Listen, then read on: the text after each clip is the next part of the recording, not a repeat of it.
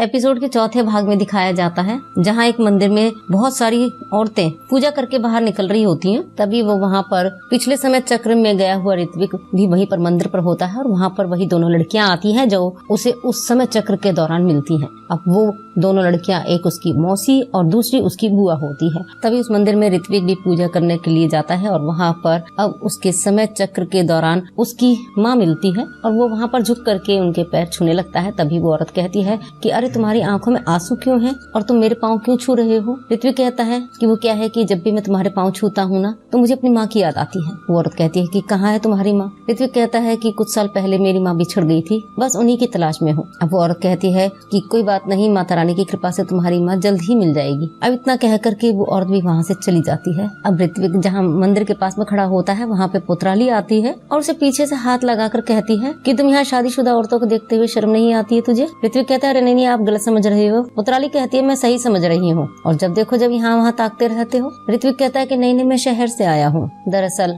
आपका गाँव बहुत ट्रेडिशनल है ना, बस उसे ही देखने आ गया था। पोतराली कहती है कि अच्छा तुम घर ढूंढ रहे हो तो चलो ना, फिर मैं तुम्हें दिखाती हूँ घर अंदर जाके। तो उसके बाद में अगला सीन दिखाया जाता है जहाँ पोतराली अपनी भाभी की बहन के साथ में छत पर खड़ी होती है। तभी वो कहती है कि अरे पोतराली बताना क्या हुआ उसके साथ, दे दिया क्या उसने। तभी पोतराली कहती है कि क्या बताऊं, निवाला हाथ में आया ही था, बस मुंह नहीं लग पाया। तभी वो उसकी भाभी की बहन कहती है कि मतलब। तभी पोतराली कहती है कि उसकी ये मस्कुलर बॉडी, उसका गोरा बदन, मैं उसके होठों को चुभने ही वाली थी, साला छोड़ के चला गया। तभी दूसरी वाली कहती है कि तुम्हारी बातों से तो लग ही रहा है कि तुम्हें मजे तो बहुत आए होंगे और तुम्हारी सारी बातें सुनकर मेरी प्यास तो जरूर बढ़ गई। अब आगे का क्या प्लान है। पोतराली कहती है आगे का क्या प्लान, रात को उसे रूम में बुलाऊंगी और पूरी रात मजे लूंगी। तभी दूसरी कहती है कि अरे वाह, तुम्हारा प्लान तो बड़ा सही है। पोतराली कहती है वो कैसे। तभी दूसरी तरफ उसकी भाभी की बहन कहती है कि जब तुम उसके साथ मजे ले रही होंगी तब मैं जीजू के साथ में अपना काम कर रही होंगी। तभी पोतराली कहती है गाली देते हुए कि अरे तू बहुत गमीनी है।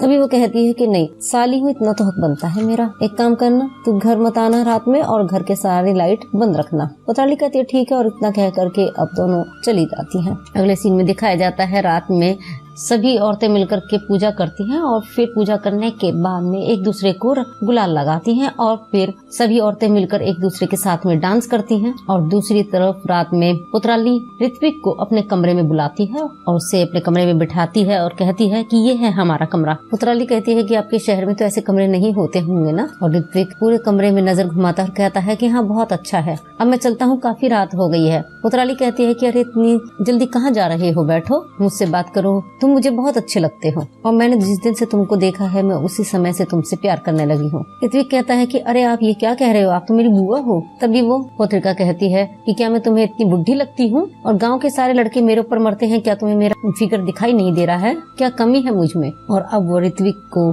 छूती है लेकिन ऋत्विक अपने हाथ को पीछे हटाता है जैसे ही। तो पोतराली कहती है कि क्या मैं तुम्हें अच्छी नहीं लगती हूँ। ऋत्विक कहता है कि अच्छी तो लगती हो, लेकिन इतने पोतराली कहती है लेकिन क्या।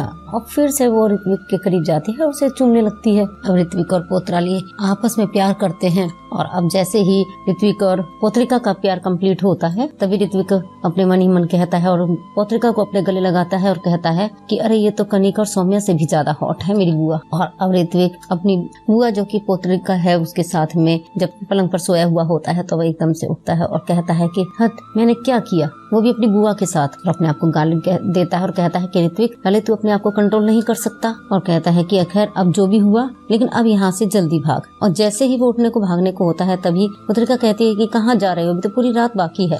तभी ऋत्विक कहता है कि नहीं पोत्रिका जी, जो भी हमारे बीच में हुआ वो सब ठीक नहीं हुआ। पोत्रिका कहती है क्या ठीक नहीं हुआ, एक लड़का और लड़की के बीच में जो होता है वही तो हुआ और तुमसे प्यार भी तो करती हूँ। ऋत्विक कहता है पर हम तुमसे प्यार नहीं कर सकते, प्लीज मुझे माफ कर दो और ये सब भूल जाना और मैं भी भूल जाऊंगा। और अब अगले सीन में दिखाया जाता है जहाँ पर पुराने समय चक्र के अनुसार अब ऋत्विक की मौसी उसके पापा के साथ में प्यार करते हुए दिखाई जाती है। और अब जैसे ही ऋत्विक की मौसी और उसके पापा प्यार करते हैं तो अचानक से उसकी मौसी बोलती है अरे जीजा जी। तभी ऋत्विक के पापा चौंकते और कहते हैं कि तुम और पहले क्यों नहीं बताया तुमने बेवकूफ। तभी उसकी मौसी उसके पापा से कहती है कि अब शुरू किया है तो खत्म भी करते हैं। और फिर से वो जीजा साली एक दूसरे के गले लगते हैं। तभी उसके ऋत्विक के पापा ये कहते हैं कि ये सब गलत है और ये कह करके वहाँ से चले जाते जाते हैं और उन दोनों का प्यार भी कंप्लीट हो जाता है। उसके बाद में अगला सीन दिखाया जाता है जहाँ पर कोतवाली एक कुएं के पास में बैठी होती है। तभी उसकी वहाँ पर मौसी आती है ऋत्विक की और वो उससे कहती है कि क्या हुआ। तभी वो कहती है कि तुम क्यों रो रही हो, तुमने उसे पटा तो लिया है लड़के को। कोतवाला कहती है कि नहीं सौमित्रा,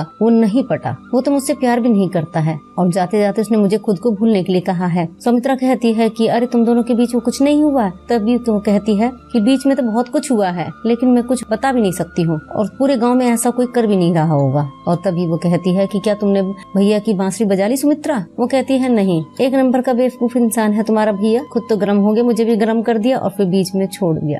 अब ये प्यास तो तुम्हारा रोबिंद्र ही बुझाएगा। उसमें पत्रिका कहती है कि मुझे नहीं लगता कि वो इस प्यास को बुझा पाएगा। सुमित्रा कहती है कि इसकी तुम फिक्र ना करो, जब सीधी उंगली से घी नहीं निकलता है तो उंगली को टेढ़ा करना पड़ता है। इसी के साथ में ये एपिसोड यहाँ खत्म होता है। हम फिर मिलेंगे आपसे अगले एपिसोड में, तब तक के लिए नमस्कार, धन्यवाद।